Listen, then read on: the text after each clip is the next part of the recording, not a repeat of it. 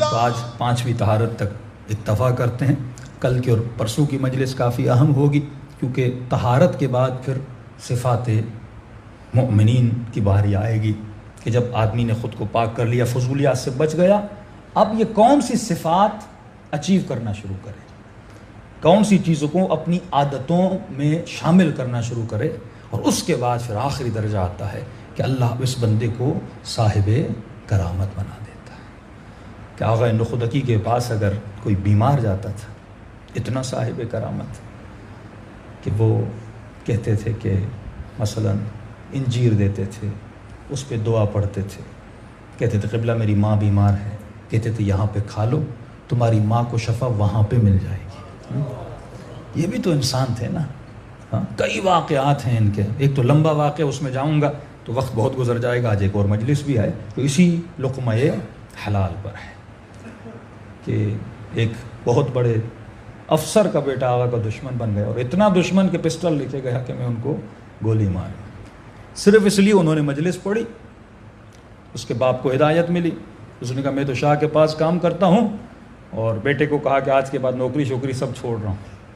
تو اس نے کہا بھائی کس مولوی کی باتیں سن کے آئے ہے بابا؟ ہاں، نوکری بھی چھوڑ رہا ہے، گاڑی پروٹوکول سب چلا جائے گا اس مولوی کی وجہ سے.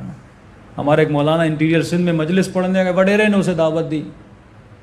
یہ ایک تأثر جو شیعت میں بنایا گیا کہ مجلس کا مطلب یہ ہے کہ فضائل ہوں اور مصائب ہوں. یہ کیا مولویوں نے شروع کر دیا، رزق حلال پتہ نہیں اخلاقی باتیں، اس کا تعلق مجلس سے نہیں. مجلس مطلب فضیلت ہو اور مصائب ہو.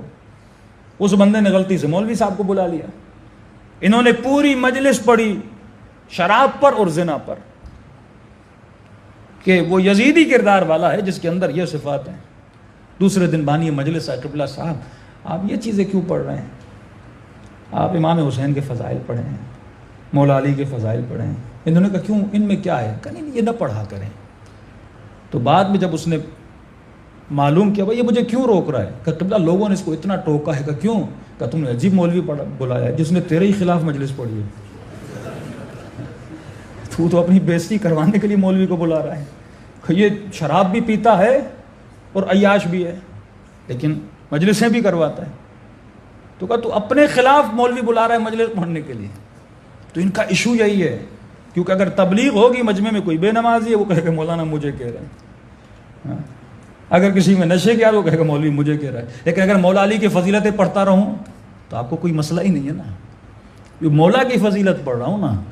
لیکن اگر مولا کا شیعہ بننا ہے تو فضیلت تجھے اپنے اندر پیدا کرنی ہوگی.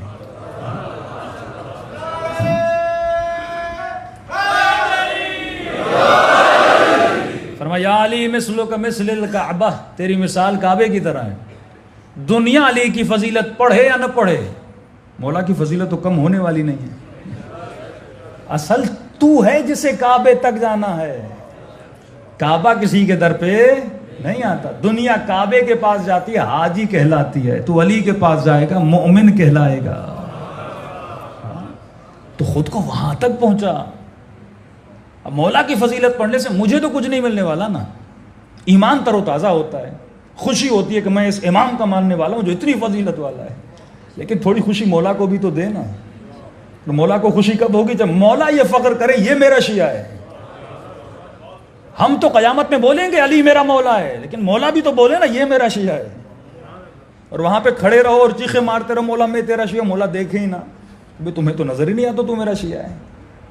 لیکن جب سلمان آئے گا تو علی سینے سے لگائیں گے، جب حبیب آئے گا تو علی فخر کریں گے، حر آئے گا تو حسین فخر کریں گے. یہ مقام ہونا کہ قیامت کے دن سرخرو بنو. اے انسان وہ کب بنے گا جب اپنے وجود کو طاہر بنائے گا. چھوٹی چھوٹی چیزیں ہیں، چھوٹی چھوٹی چیزیں ہیں، لیکن انسان عمل نہیں کرتا. جتنے بھی واجبات ہیں نا، ایک مثال دے کے ربط مصیبت تو یہ میرا ہاتھ ہے. اگر اس ہاتھ پر میں کوئی چپکانے والی چیز لگا دوں، ٹیپ سولیوشن لگا لوں اس ہتھیلی پر، جب اسے نکالوں گا تو مجھے کوئی تکلیف نہیں ہوگی. اور وہی ٹیپ سولیوشن اگر ہاتھ کے پیچھے لگاؤں، اب جب نکالوں گا نا تکلیف ہوگی، کیونکہ وہ بالوں میں چپک جائے گی. فرمایا بالکل اسی طرح جب روح کو نکالا جاتا ہے نا اگر دنیا کے تعلقات ختم ہو چکے ہیں، اس ہتھیلی کی طرح صاف ہوگا تیرا قلب، تیرا وجود، تو روح نکلنے میں تکلیف نہیں ہوگی۔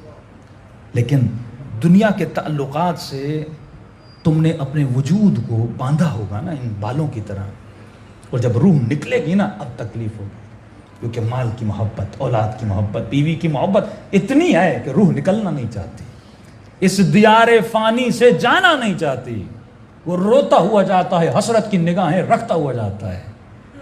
لیکن ایک وہ ہے جو سلمان ہے، ایک وہ ہے جس نے خود کو اتنا پاک کیا، سعید۔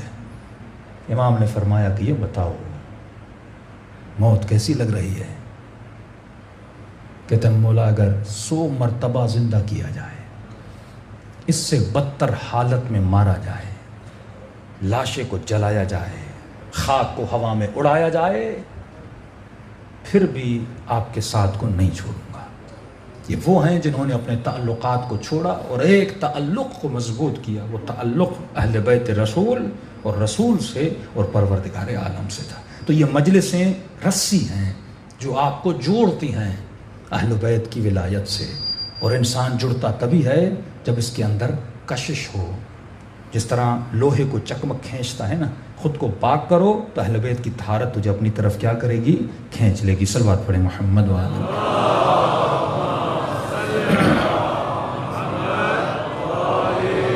محمد اجل فرجہ۔